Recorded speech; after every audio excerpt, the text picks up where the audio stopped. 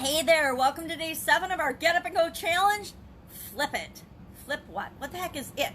Flip the current situation, the current way of dealing with challenges and change and obstacles and failures and situations that come up in our lives.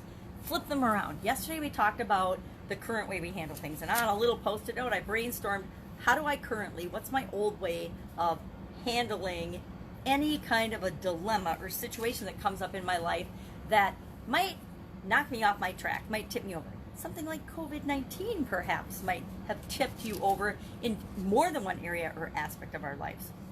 So I brainstormed how I used to handle them. And I said today we were going to find a way to change that and really empower ourselves with it. And then over the next couple of days, we're going to talk about the process that I have found I can plant in my subconscious, and I will always come out better off in any situation than when I entered that situation. Absolutely guaranteed. And I want to teach you that process over the next couple of days. But first, we need to understand, what are you currently doing? What is your current process? And then today we're going to flip that. We're going to flip it. And then starting tomorrow and for the next couple of days, I'm going to teach you the process and the system that I automatically use to deal with any situation that comes up. Whether it's a good situation or a bad situation, I automatically now go through these steps. So how did I used to handle change or dilemmas or situations that were new to me or different to me? And then to flip it, how and what do I do about it now? Well, the old way, I think I shared some of these, and I've got a list. I'm going to cheat and use my list because otherwise I will forget some of them. And this is not an all-inclusive list. This is just my list of some of the things I used to do. And there may be different ways that you have of handling change or difficult situations or challenges. Some people will use substance abuse. Some people will turn to drugs or alcohol or food or whatever. And I guess it's not on my list, but I would have to say that I used to find distractions in food when I was stressed out or when I had to deal with the change. And actually, this old way, this current way of dealing with things, it actually can be applied to any time we're feeling stress, right? Because change creates stress in our bodies and our lives. So I was problem focused. All I was thinking about was the situation and the problem. And I would play it over and over and over again in my head. And I would proceed to make it worse and worse and worse and make it as awful as it could possibly be, and like it was the end of the world. I would blow it up in a negative way. And so to flip that, I started to focus on solutions, and I want to, or I guess you can, flip the situation and start focusing on what's okay about this, what's good about this, what are the positive ways, what are the solutions to this problem. So as soon as you go from being problem focused and building up the problem, all you got to do is identify what the problem is, and then you should immediately switch to, well, what am I going to do about it? How can I solve this? And start looking for solutions. I would resist. Well, how does resisting the situation help? It doesn't really. It just puts off the inevitable, especially if it's a change outside of my control. COVID-19, shutting down your business is a change, or losing your job is a change outside of your control. You can bitch and moan and complain, which are all on my list, by the way, or whine about it, but that's not going to change anything. It's still already happened. It's like whining and complaining about the past. It's already happened. There's nothing we can do about it. The more we complain about it, the louder we complain about it, all that does is continue to have it live in us. And once the past is gone, it's gone. It doesn't have to live in us unless we choose to have it live in us.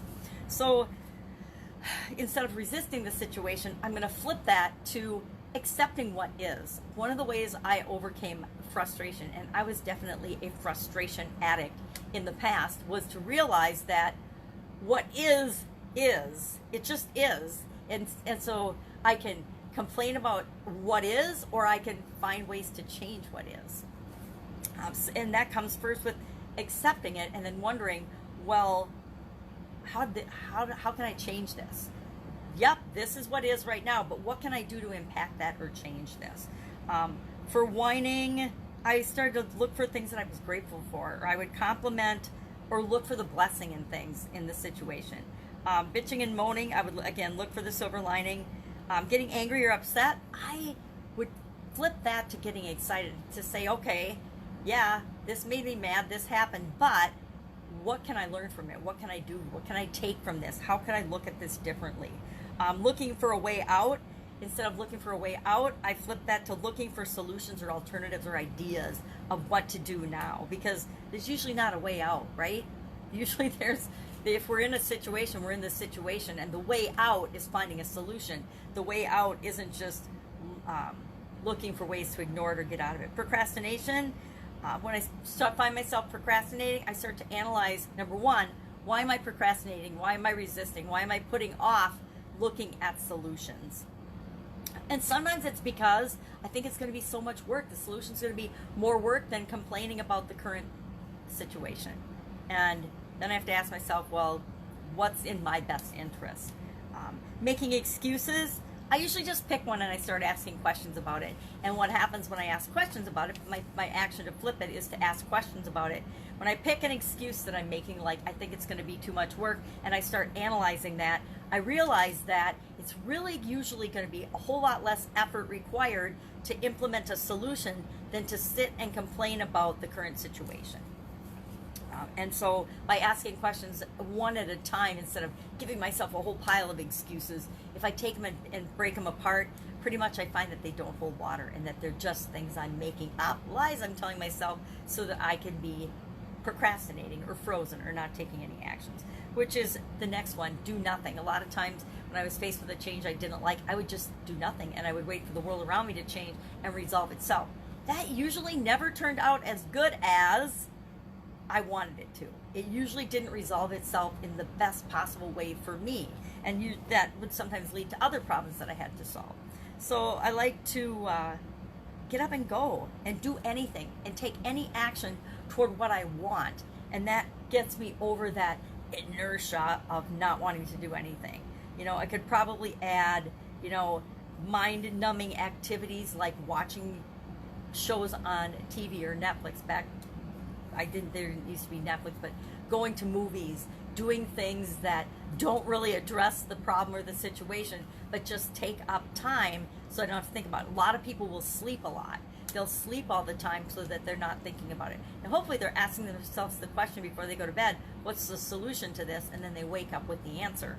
But a lot of times people will just sleep or smoke or do whatever as a diversion tactic.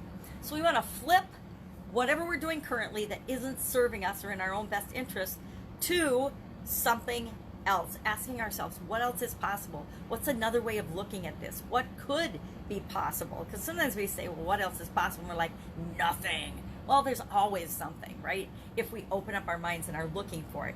And this activity today, what I want you to do is take your list of things, and just ask yourself, what's the opposite of this? What's the opposite of resisting? Well, the opposite of resisting for me is to accept the situation. The opposite of resisting for you might be to take action, to get up and go and just do something to move you toward what you want. What's the opposite of procrastination? Finding meaningful activities that work toward the solution.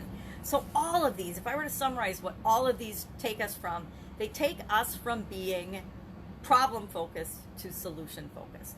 And the only way we're ever going to move or make changes or make advances in our life and move toward what we want is by being solution focused. So our challenge today is pick one thing on your list and ask yourself, what else is possible? What's another way of looking at this?